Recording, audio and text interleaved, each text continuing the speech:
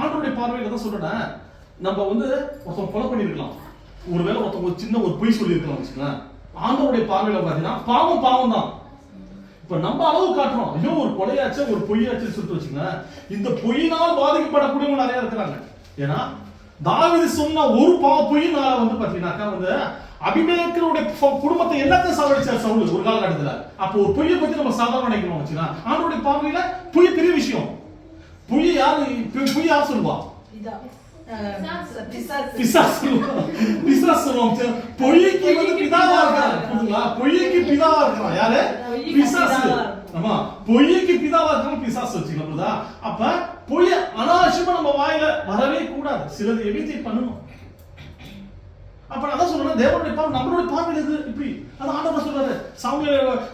தாவீதை வந்து அபிஷேகம் பண்ண வரும்போது ஆண்டவர் சாமுவேலை பார்த்து என்ன சொல்லுவாரு?